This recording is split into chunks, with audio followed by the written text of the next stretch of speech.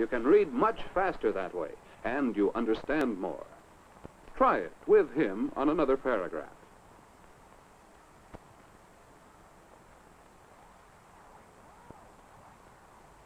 Well, perhaps that's too fast for you to understand what you've read. But you know now what it feels like to read rapidly. Jim practiced until he could read rapidly and comprehend. He also noticed how other people read. Mary, for example. Reading of any kind is slow for Mary because she is in the habit of forming the words with her lips as she goes. She sees the words all right, but she has to think of them as sounds before she really understands them. And when she comes upon a difficult and unfamiliar word, intramural.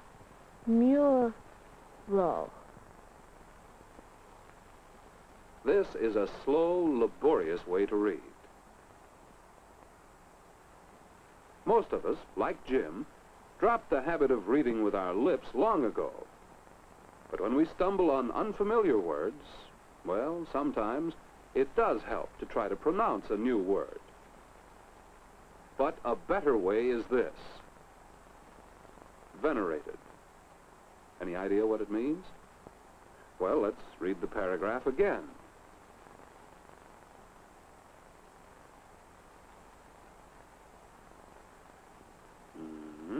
Now, venerated. All goats were protected? Perhaps.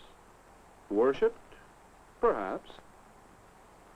Well, we have a general idea of what the word means taken from its context. But let's be sure by looking it up.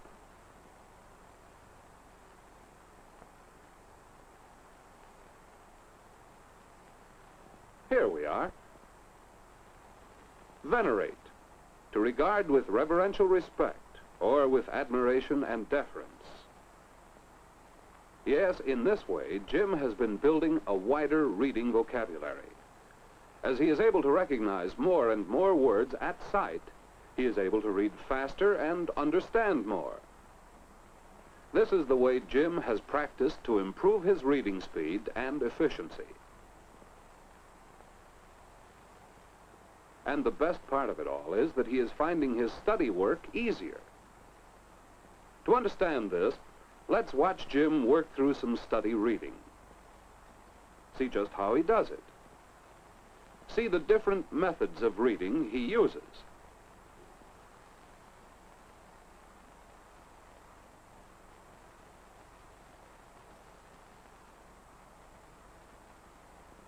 Do you have the chapter heading in mind? Think about it. How does the subject relate to your life? What do you already know about how homes are heated? Think over what you know about the subject. Then skim through a chapter or section of the text. Do you know how to skim? Notice how very fast Jim is going. Let's skim along with him.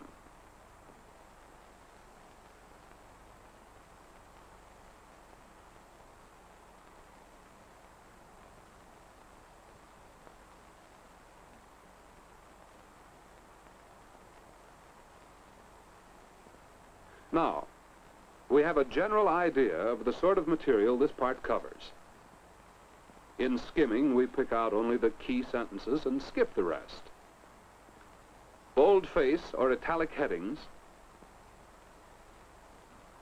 diagrams and illustrations, initial sentences of paragraphs. These are the sorts of things to look for in skimming. When will Jim get around to reading? Not yet. First, he wants to note down some questions he expects the chapter to answer. What is conduction? How does it work? How is it different from convection? What is radiation of heat? Do some heating systems use radiation? Now, at last, Jim will read the same chapter for answers to his questions, and he uses the reading skills he has been practicing. He reads fast, but not so fast that he loses track. He takes in groups of words, ideas, rather than single words. And as he reads, he watches for answers to his questions. What is conduction? Let's read along with Jim and see.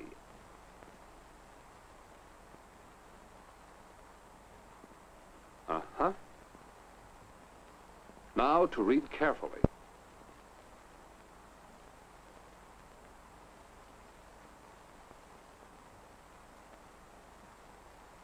Notice how our reading rate varied?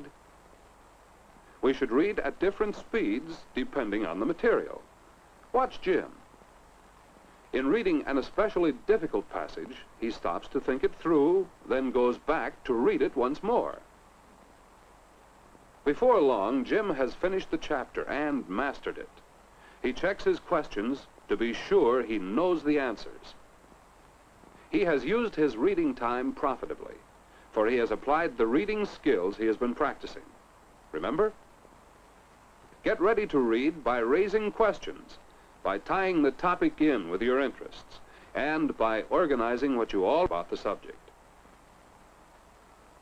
Read to find the answers, by skimming to see the plan of the chapter, and by reading carefully, adjusting your reading rate to the material itself.